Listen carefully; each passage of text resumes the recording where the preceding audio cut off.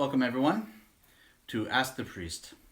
This is the pandemic edition of Ask the Priest. We're back after almost 2 years of being away. For those that don't remember, we used to be on Orthodox Christian Network. We were able for some time to work there with the folks at Orthodox Christian Network, but it just didn't work out after the troubles in Ukraine. That's too bad. I'm sorry for that. But nonetheless, now that we're going to be essentially spending a lot more time at home, we thought it would be good to bring back Ask the Priest, because all that time that we're spending at home, we're not able to be in the church. And that being together, that social contact, of course this is not the same as being with someone or being able to sit down and have a talk with your priest, but nonetheless it's something. And something is better than nothing in these times. And so we're going to try to do this every week on Monday at 8 o'clock Eastern Time, and God willing, it'll be useful for folks. So please spread the word, let people know that we're back on the air, and we're going to try to, help each other through this difficult, challenging time that the Lord has given us. If He's given it to us, then it means it's for our salvation, and we should be thankful. So in any case, here we are, and it's time to begin. We usually begin with a prayer, and we'll do that now. Usually I'm not sitting. It's been so long, I lost a little piece of the of what I used to put the phone on the tripod, so we don't have that, and I have to sit today. By the time we meet next week, I'll have that, and I'll be standing the whole time. But I'm going to stand up to say the prayer, because we wouldn't do that sitting down. So here we go. O Heavenly King, Comforter, Spirit of Truth, who art everywhere present and fillest all things, treasure of good things and giver of life, come and dwell in us and cleanse us of all impurity, and save our souls, O Good One. All right, very good. So thanks again, everybody, for joining us. Really important, if you have questions, please put them in the comment section. Please, please, please. That really helps out. We can answer those questions afterwards, but it's a lot more fun and a lot more interesting if we answer them while we're on the air. So if you have questions, please put them there. We won't get to them right this second. There's a few things I want to go over, and people have asked some questions ahead of time. I want to answer those, but we're going to get to those questions too. So please do ask. We see folks are watching. I see already all the way from the Twin Cities. That's great. Great to see you, Lisa. Glad you could join us. All right. So let's talk a little bit, as we usually do, about this has always been a Monday program, so we usually talk about what happened on Sunday, right? Generally, we'll talk about the gospel, or maybe we'll talk about the day itself. We could talk about the gospel specifically, but I think that it's good for us to look at the Sunday that we're given. It's a nice time of year. All of us, whether we use the old calendar or we use the new calendar, we're all together, right? We're all together now. We're fasting the same. We're celebrating the same major days of Great Lent. And yesterday was the Sunday of the Cross. And that's the midway point of Great Lent, which of course it's essentially impossible for us to believe, but nonetheless it's true. The sermon from yesterday is on our Facebook page, the same page that you're watching now, so you can have a look at that there. And we'll try not to cover the same material that we talked about yesterday during the sermon. I think there's a couple of things that we want to really stress here when we're talking about the Sunday of the Cross. First of all, some of the Sundays of Great Lent have changed over time, right? That's just a historical reality, right? So the first Sunday used to be the Synaxis of the Prophets. Okay, that was the feast that was celebrated on the first Sunday. Then after some time, there was the triumph of orthodoxy, right? The Seventh Ecumenical Council finally ended, the icons were finally restored to the church, and the church established the Sunday of Orthodoxy, which is sort of the triumph of orthodoxy over all those heresies and false teachers and so on and so forth who have tried to hurt the church over time. So that's the first Sunday. Second Sunday used to be after St. Polycarp, who's one of the great saints of the church, just one of the really great saints of the church. But now it's St. Gregory Palamas. And in some places, for instance, there are slightly different celebrations on this day. The second Sunday in Ukraine is the Synaxis of all the saints of the Kiev caves. Although I think that probably outside of Lavra, they probably celebrate mostly the St. Gregory Palamas as well. Well, anyway, yesterday was the third Sunday and the middle Sunday of Great Lent. And the cross has always been that Sunday, as far back as we pretty much know. And the cross is brought forth for several reasons. There's Toledo signing in, some other folks from farther afield, and also some local folks. Great to have you with us. So the cross is brought forth as a comfort to us, right? To remind us, but also to show us where are we going. Right? We're heading for Holy Week here. If you think about Great Lent is this big preparation for, and everybody will say Pascha, but it's not true. It's for Holy Week. Holy Week is the preparation for Pascha. I mean, of course, it all kind of runs together, but the reality is, if you look at like the practice in Palestinian monasteries of the ancient times, like when we talk about the life of Saint Mary of Egypt, let's say, the very early times of the church, they used to, the monastics would go out of the monastery after the Sunday of Forgiveness, and they would wander in the desert for 40 days and return on the Friday, the day before Lazarus Saturday, right? And then they would be in the monastery for Holy Week and to celebrate Pascha. So it's important that we understand, there's actually 2 Lenten periods here. Again, we don't really feel the difference. There's this big period of Great Lent, and then there's the 1 week of Holy Week. So we're preparing ourselves for that, and for Holy Week. And of course, that's the cross, right? The cross is sort of the center of that. And we are brought forth the cross now to give us a comfort, to remember that Christ is a victor over death, but it's also to remind us that that's where we're going. You cannot get to the resurrection, and we're people of the resurrection, right? Let's not get confused. We are people of the resurrection, and to get to the resurrection, you've got to go through the cross, right? So it reminds us, it's a signpost that we're heading for Holy Week, but it's also a comfort for us in remembering that Christ overcame even the most terrible instrument of torture that the Romans could come up with, which was the cross, right? And so when I talk a lot, I have to sometimes have a little drink here. It's Great Lent. Of course, you can't see what's in the bottle, but it's water. And we'll talk a little bit about fasting during Great Lent and what we're drinking during this time. Rochester Hills signing in. That's great. Sasha, good to see you. Before we go away from the Sunday of the Cross, though, I think we need to consider also the concept of bearing one's cross. Right? There's a lot of great teaching of the fathers about this. But I'd like to just give you an anecdote, like a little story about this. And there was somebody, an Orthodox Christian, who was struggling a lot with his faith and what he perceived as a very heavy cross that the Lord had given him in his life.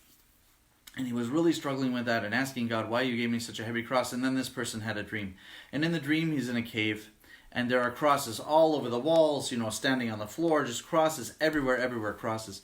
And so he hears a voice, and he assumes it's the voice of God that says, you don't like the cross I gave you? Choose one. And so very carefully he looks over all the different crosses, what's there, so on and so forth. And he finds this little wooden cross, like if you've been to Jerusalem, the pilgrims' crosses, those little wooden pilgrims' crosses. And he's about to, and it has like a string, so it's hanging on the wall, and he grabs it. And before he can pull it off the wall, he hears the voice again, and he says, but that's the cross that I've given you already. You said that you wanted another. And it's really important for us to understand the Lord doesn't give us more than we can bear, and he gives us the cross that's best for our salvation, even if we think that we want another cross. And I think during this time of pandemic, it's really important for us to remember that, right? The Lord is giving us what's best for our salvation. How is the pandemic best for our salvation? I mean, that's above my pay grade to answer, but we have to take advantage of the opportunities that the Lord gives us. And it's just a spiritual reality that during a time of a crisis, we're more pliable, we're more flexible. We could change, because spiritually we're pretty static most of the time. But when there's a crisis, and usually this is not a societal crisis, usually it's some personal crisis that we have, right? And generally a personal crisis is sort of a rare thing. Most people have a few in their lifetimes. I mean, there are a few people that have a few every week. That's a different problem, that's a different issue.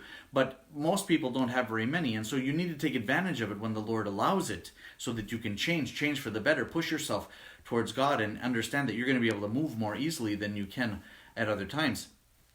But now we have a societal crisis, which is, as I said, extraordinarily rare. But the Lord has allowed this, and we should be thankful that we have the opportunity to strengthen our faith, to turn more towards the Lord, to really understand repentance this Great Lent, maybe a little bit more than we've understood it in the past, because death is sort of at the door a little bit more than it has been. And again, it's not to be morbid, that's just the reality of the situation. So we should take this reality and do the best that we can with it, and understand there are opportunities here. There are spiritual opportunities here for growth, and we can take those and we can grow and we can change. We can become closer to the Lord, and we should take advantage of that. But we have to work, right? You're not going to have any success before you work.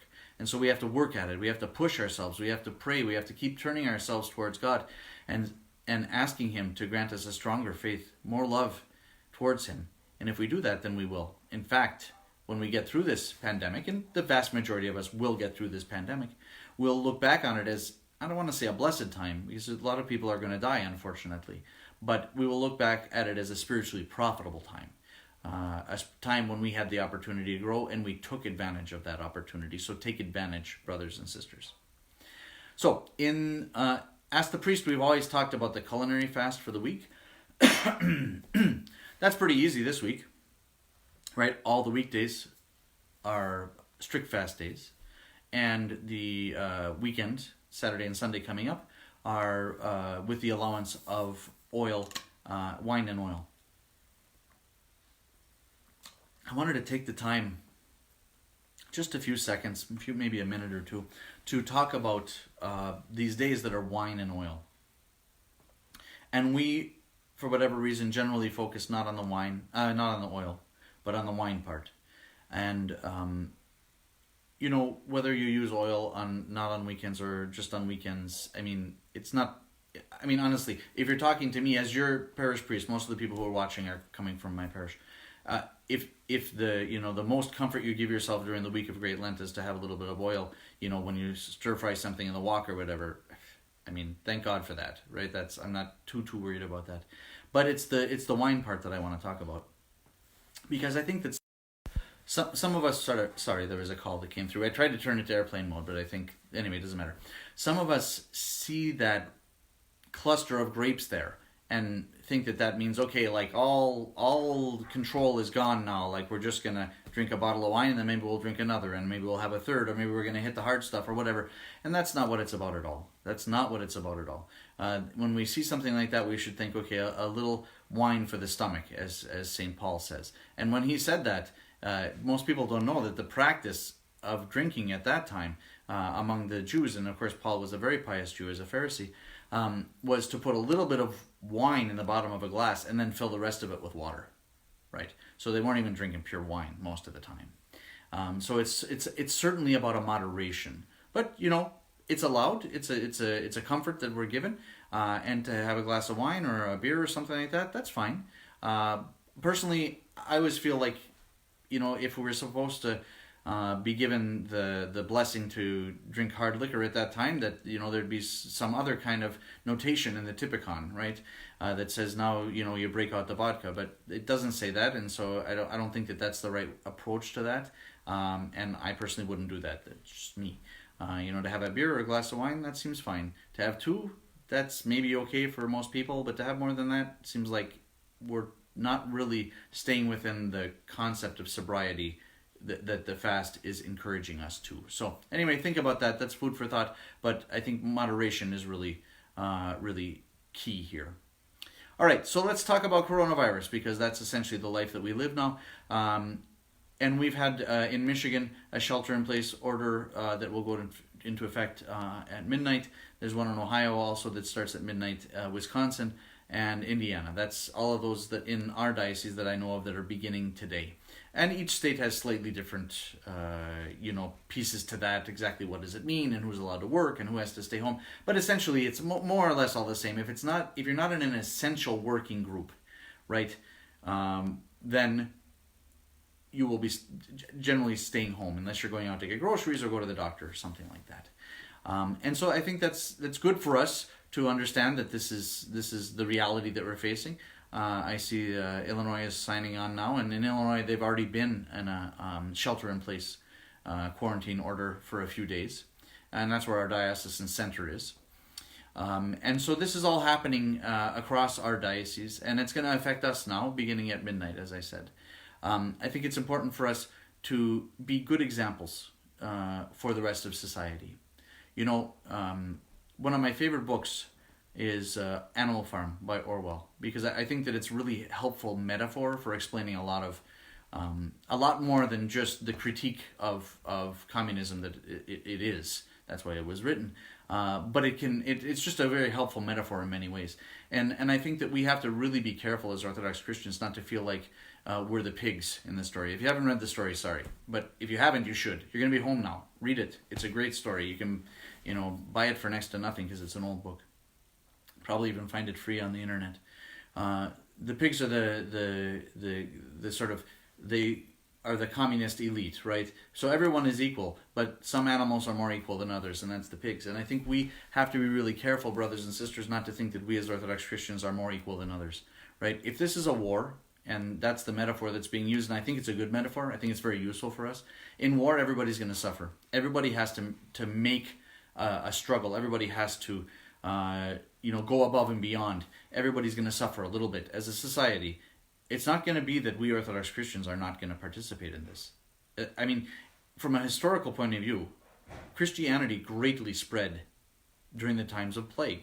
And that's essentially what this is. You can call it a pandemic, you can call it a plague, it doesn't really matter. It's the point is that there's a lot of people who are going to suffer and die, and whatever we want to call it. When these things have happened in the past, historically, Christians have shown, they've served others, they have cared for their dead, they have cared for the pagan dead, and in many ways Christianity spread because of the bravery of these people. They didn't probably understand the sort of biology of what it was, whether, several of the plagues during the Roman Empire, we think were probably something like hemorrhagic fever, like Ebola, something like that. So there were people literally lying in the streets and bleeding to death, right? We don't have that. On one hand, when that's happening, it's a little easier for us to accept this paradigm of plague or pandemic. We have something that's much less sort of visible, and because of that, it's probably harder for us. But nonetheless, Christians have always shown during these times. They've served others bravely, and we should do the same. Now, many of us won't be called to serve on the front lines, so to speak, right? Our healthcare workers will, and if you look at our parish prayer list, we've put the healthcare workers, a list of them right at the top. And if we're missing somebody there, please make sure to send me that, and we'll include them, because I think it's really important that every day we're praying for those who are working so hard to serve those who are suffering so much, and to help keep the virus from spreading. So we have to be part of this, and not only should we be part of this, but we want after this is done, we want society to look back and say, boy, oh boy, those Christians were brave. They really came forth and served and helped others when the opportunity arose. For most of us, it's going to be prayer at home. For most of us, we're going to do, I hope, a lot of praying at home. Praying for those who are dying like they're ours. Really sincerely praying for them. Praying for the healthcare workers, as I said. Asking God to help them and strengthen them. And asking the Lord to have mercy on us. So this is most of us. That's the work that we will do. But some of us will be more on the front lines. And we want really to serve in such a way that Christ shines from within us. Right? We can either do it as a pagan or we can serve as a Christian. But we're going to do it anyway. So let's do it as a Christian. And let's shine. Let's really shine, and let's really be brave, and let's really serve others. And very few of us probably will suffer and ultimately die from this in the big scheme of things, right? We're a minority in North America, so there won't be a ton of us, most likely, that will pass on from this, and thank God for that. But we need to be brave. We need to be valorous. We need to really do the best that we can. Not stupidly, like you should use personal protective PPE, personal protective, whatever that is, gloves, masks, face shields, whatever it is that you're supposed to use, you should use it. It's not, we're not being asked to be stupid here. We're allowed to use the brain, but we should serve with love and with valor and with the love of Christ, no matter what it is we're called to serve. Now, we're in a shelter-in-place order in just a few hours, and what that essentially means is at St. Vladimir's, and that's going to be the case with the other churches in our deanery, and probably pretty much for the churches in the diocese. For everybody's going to this shelter in place here sooner or later, some faster, some slower. It's essentially going to mean that there's a skeleton crew that will be serving at the church, making sure that the divine services are held. and that the temple is not without the services. And that's right out of the life of Saint Mary of Egypt. When we get a chance to read that in a couple of weeks, when the monks went out in Palestine into the desert, nonetheless, a skeleton crew stayed back so that the temple was not without the services. And we're going to do the same, God willing.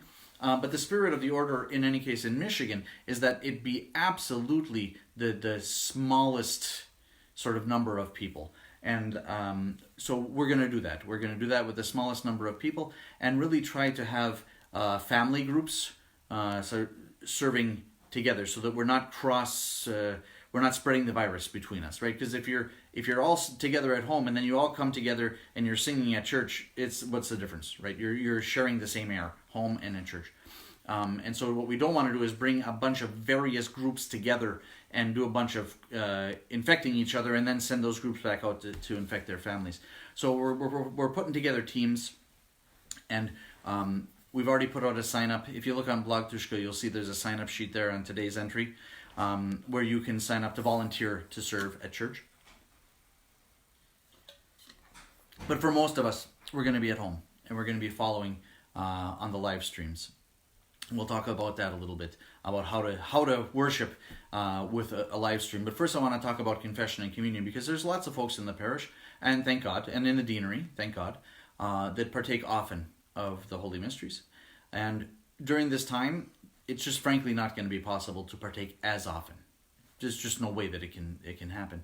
And so what we want to do is work closely with our parish priest. For most people watching, that's going to be me. And arrange on some regular cadence to be able to partake. But like I said, let's say that during Great Lent, you're partaking like once a week, right? That's great. We're probably not going to be able to keep up that cadence now, that instead of you coming to church, the priests need to go to you, right? It's just that it wouldn't be possible to do that. So we're going to have to do that on a less probably frequent cadence. And not that it's never, but it's just going to have to be less frequent. And that's okay.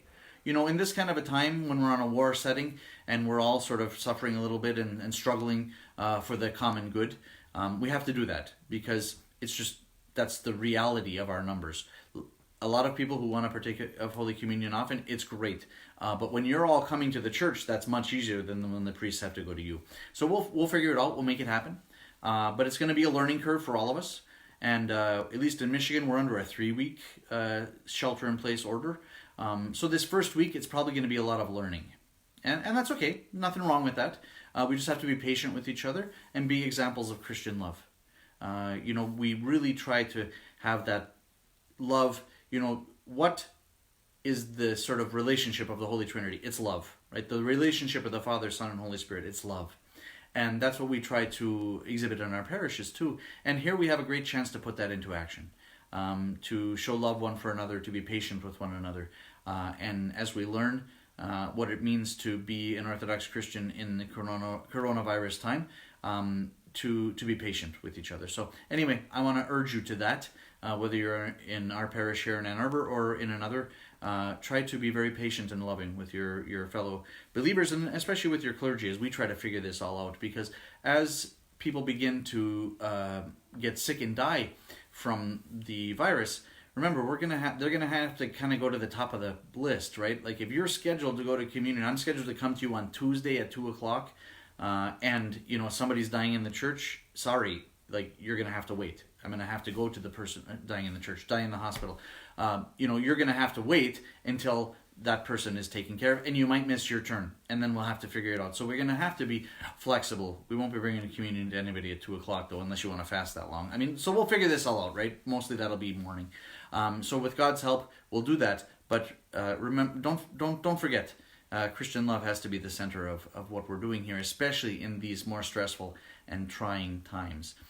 So confession and communion will be at home. There won't be any confession and communion at the church. For those who are there, the skeleton crew, of course that's possible and nothing wrong with that, but we're not going to keep bringing people to church. The point is for people to stay home, to stay away from each other, and to slow the exponential growth of the disease as much as possible so that we don't overwhelm our healthcare system. Because when that happens, that's when bad choices have to be made. That's when, triage has to be done, and some people are not going to get the care that they need to live because others are going to get that. So we all have a big responsibility to keep that curve from spiking, right? We want it to be flat. That means that we're going to be longer. If we do well, we're going to be longer in our sort of time apart from each other, but many fewer people will die. And it seems to me that when we look back at this, we're going to want to say, I helped people not to die. At least we want to be able to say that. So let's pray, but let's also be smart. And let's stay home, let's stay away from others, and try not to spread the disease. Right. So,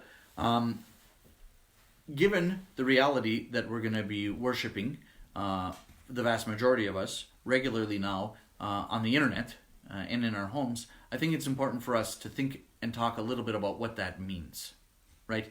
It does not mean that we, throw on the sweatpants and the old ripped up t-shirt and sit with our legs crossed on the couch and eat popcorn while this service is going on. It is, of course, I'm trying to be ridiculous. I can't see you on the other side, so I have no idea what you're doing there.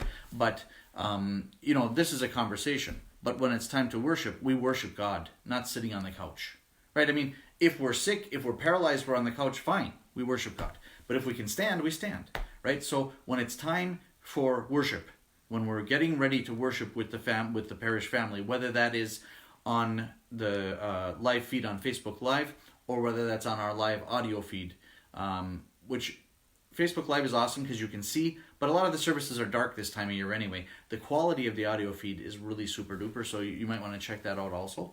In any case, whatever it is, right, we should get ourselves ready like we're going to go to church, right? You're not going to go to church in your sweats and your torn up t-shirt, right? You're going to get yourself dressed and prepare to be in God's house, in God's presence. And even though we're not going to be in God's house, we can still be in God's presence, especially if we're all worshiping together with sort of God's house as the center, although quite empty, and the rest of us sort of spread out. That's the reality that we have.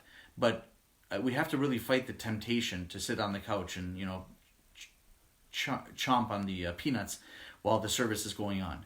We want to stand. We want to be in front of our icon corner. Like in this case, what you see behind me here, if we were going to do that here, then I'd probably put the phone kind of where the icon of the protection of the Mother of God is, or maybe not. Like I actually prefer the audio. That is just me, right? That's my preference. I prefer the audio to the Facebook. But video is king, and I understand that. I'm not mocking anybody. If you prefer the video, that's great. Anyway, I'd put it there if I was going to watch video. Since I wouldn't do that, I could put the phone anywhere because I'm just going to be listening on the phone. And then I would stand facing the icons, and when it's time to cross yourself, when at the service, when you cross yourself while you're at home. And when it's time to sing the creed, you sing the creed. When it's time to sing Our Father, you sing Our Father. And you completely participate because we don't spectate the divine services. We participate in the divine services. So that's really, really important. So let's get ourselves ready, take a shower. Nobody's going to know if you shower, you're at home, right? Take a shower, shave, do your hair, put on some decent clothes. You don't have to put on a tuxedo, but, get yourself ready like you'd go to church, right? Because in the sort of eschaton here, in the sort of great spiritual reality of what's happening, you're going to be worshiping God, and you're going to be participating with the rest of your parish family. So I know that lots of people are probably snickering up their sleeves at this, but if you want to make it like you're at church, you got to be ready. You got to participate like you're at church, and you got to dress like you're at church. And you got to, as much as possible, have the kids participate like you're at church, right? It's kind of hard for them. The paradigm of being at home and the paradigm of being in church is very different. But to the best of your ability, do that. And hopefully the adults won't have as much problem with that as the kids do. So that's prayer during the live stream. Highly recommend, on Sunday, after the Divine Liturgy, you sit down as a family for a meal. Because that's always been the Christian practice. Okay, in the very nascent church, they would eat first and then have communion, right? I think everybody understands that. But if you read St. Paul, he's already saying, like, people, you're kind of getting drunk before we even start the service. Like, it can't be that way. And it switches, even at that time. And they begin to have the service first and then the meal. And that's been our practice at St. Vladimir's since the beginning of the church. Whatever, we're going on almost 40 years now. It'll be 40 years next year, actually. And so that's a great practice because that's the ancient practice of the church. Worship, then have a meal together. The banquet of Holy Communion and the meal shared together, the meal of love.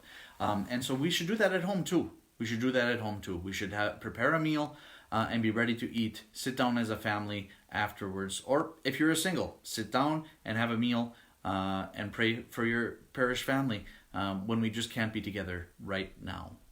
Now, that's the live stream, and that's the life of Orthodox Christians worshiping in coronavirus time.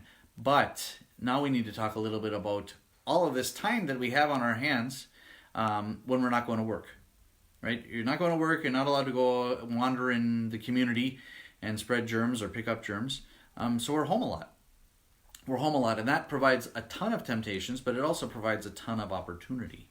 And the opportunity is, all those things that we know we should kind of be doing, like saying our morning prayers and evening prayers, reading spiritual books, dusting off the Bible and reading the scripture. And we know we're supposed to be doing it, but life sort of takes over and you can't, and it's this and it's that, and the kid is sick. And you know what? Like, those excuses are gone. I mean, the kid might still get sick, but you're not being called into work because the work is not happening. So here we have a great opportunity. I told you earlier, this pandemic, it's an opportunity. It's not something to be all excited about, but it provides opportunities. And here's one, that we can actually begin to live that life that we know we're supposed to as Orthodox Christians at home. To say our morning prayers, to say our evening prayers, to pray before we eat, to pray after we eat. There's only so much Netflix you can watch. I mean, actually, I don't know how many hours of entertainment are there, probably millions, but your brain is going to jump out of your head and run away if you watch so much TV. Turn off the TV. Read a spiritual book, right? Look at the scripture. Read the gospel. What about the scripture that's appointed for today? Great Lent has a very specific cadence of scripture that's read. Here's the opportunity. How many times people say to me, I wish I could fill in the blank. And now I can say, now is your chance. Now is your time. Now is your time to be able to do those things that you've always wanted to do, that you're supposed to do, and that for whatever reason you haven't been able to execute that. Now you can. So take advantage of it. Take advantage of what is happening, the reality of your life now, and begin to put those things in place. And if you put some effort into it, if you really make a sincere struggle, then you're going to be able to plug right back into church when the time comes. And moreover, you're going to find yourself in a better spiritual situation, because if you establish those good habits now, it's very unlikely you're going to say, oh good, pandemic is over, I'm never saying my prayers again. Of course you're going to keep doing it, because we're people of habit. We just maybe haven't had the chance to establish the habit, and now we do. So brothers and sisters, work a little bit on establishing good habits during our time of quarantine, and you'll be able to carry those forward with you after the time of quarantine. So finally, we wanted to, we sent out a bit of homework ahead of time, which was a video, and I hope a few people got a chance to watch it. And if you didn't, I just posted a reminder about at 7 o'clock, about what we were going to talk about tonight, which was, of course, coronavirus. But I also wanted to talk about Father Nicola.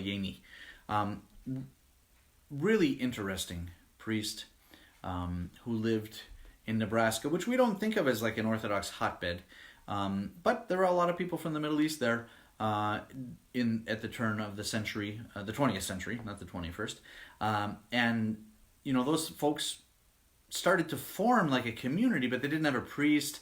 Many had come from, they'd all come from the old world, with the exception of a few babies that were there. And so eventually, I'm not going to give the whole story because I want you to watch the video. But here's Father Nicola. His wife dies. They live on a farm. I mean, farming is still the most dangerous occupation from that point of view in America. And his wife dies. He's left with, I think, 4 kids, if I recall. 3 or 4, doesn't matter. And Saint Raphael, who was at first the priest who was in charge of the Arab-speaking Orthodox Christians in the Russian mission at that time, because at that time, beginning of the 20th century, turn of the 18th into the 19th into the 20th century, every Orthodox Christian in America was part of the Russian mission. There just was, that was all there was. This was considered Russian territory. And so the Russians had someone in charge for all the Greek-speaking folks, someone in charge for all the Arab-speaking folks, and so on and so forth. And so the person who was in charge of the Arab-speaking folks was Father Raphael Harawini, who eventually became Saint Raphael. So he came to their place in Nebraska. They needed a priest. Father Nicola's wife had died recently, and he volunteered to do that. And he became a priest, and essentially he took care of like the whole middle part of the country. And you know, it's not clear to me. I haven't done a ton of research on his life, and the film didn't say this either. I assume he was just mostly servicing the Arab-speaking people. Of course, he had some English, but the vast majority of Orthodox Christians in the country at that time were people who were connected to the church by their sort of birth, right? In some country that wasn't America and came here, right? So probably that's what most of his work was, but it was all like through the middle of the United States, kind of from the Canadian border to the Mexican border. Actually, not unlike what our Diocese of Chicago Mid-America is today of the Russian Orthodox Church. In any case, very interesting life, and we talked about serving during times of pandemic with valor, and in fact, Father Nicola died during the what we call the Spanish flu epidemic of 1918, serving his people. He was going from house to house, bringing Holy Communion to everyone because the church was closed, and I think that's a good kind of. It's good for us to know that you know, also the churches were closed during that pandemic for a time. And so he was going house to house. Somehow he picked up the virus. Certainly they didn't have quite as great an understanding of how that epidemiology worked then. And he died from the flu during the pandemic. He was that kind of golden age in it, which unfortunately in that one was like 25 to 40. Like the people who were the just becoming the leaders and the people who could do the most work in the society are the ones who suffered the most during that one. And he died serving his people. A very saintly priest. And I just want to really strongly recommend to you the video that I posted on our Facebook page. Really worth. It's 45 minutes, okay, but like you're home and you can't go out. I mean, clean the house. Don't get me wrong. Like clean the house, do all those things that you've been planning to do, paint that wall, whatever, but like that's gonna not take that long. You know, you're gonna have some extra time, and you can't just like paint walls all day long. You need to take a break and from time to time, and I strongly suggest that you have a look at that video. It's really interesting. It's really inspiring. It's just a great story, and I think really well done. Although weirdly, the entire video, 45 minutes, never manages to mention that Father Nicola lived his entire priestly life as part of the Russian Orthodox Church. I mean, you know, like the Russian Church is not ethnophilitist, right? We don't care if you're Russian or whatever you are. You're welcome to be with us. And you can see by the way that they ran the mission at that time, like they didn't care if people were Russian. Whoever you are, that's fine. We'll give you a bishop that speaks your language, and, you know, we'll just all worship together, thank God, and away we go. And I think that's really important for us. It's a really important example in this time when we're struggling with this in the Orthodox Church, to see that his example, where he lived his entire life as a totally Arab-speaking Arab person, but within the Russian Orthodox Church, that's great. I think that's great. It's just weird that they didn't mention it. But anyway, that's a minor point, which doesn't detract at all from the awesome biographical video that we posted. So I strongly recommend that you have a look at that. All right, so we're about 40 minutes in. That's usually about the threshold that people have. Any more Father Gregory than that, and it just becomes over the top. So let's wrap it up. We'll have a prayer, and then we'll say goodnight. Please, we're going to be meeting, God willing, every Monday at the same time at 8 o'clock. Please, post questions, send me questions, post questions during the broadcast. it really helps. Like I'm a priest, right? And even worse, I was trained as a teacher. So like I can speak ad nauseum, right? I can just bring you to your knees, but that's not the point. The point is to try to make this useful for you. So please, as much as you can, ask the questions that you're interested in. We'll answer the questions. We'll talk about those. Maybe we won't answer them fully. Maybe there's not a really full, like, absolute answer, but we'll talk about them and we'll try to work them through together. And that seems to me like time well spent during a pandemic. It's also really important to pray for each other, so please remember me in your prayers. Let's say the closing prayer, and then we will say good night. It is truly meet to bless thee, the Theotokos, ever blessed and most blameless, and Mother of our God, more honorable than the cherubim, and beyond compare more glorious than the seraphim, who without corruption gave us birth to God, the Word, the very Theotokos, thee do we magnify. Good night, everyone. I ask your prayers.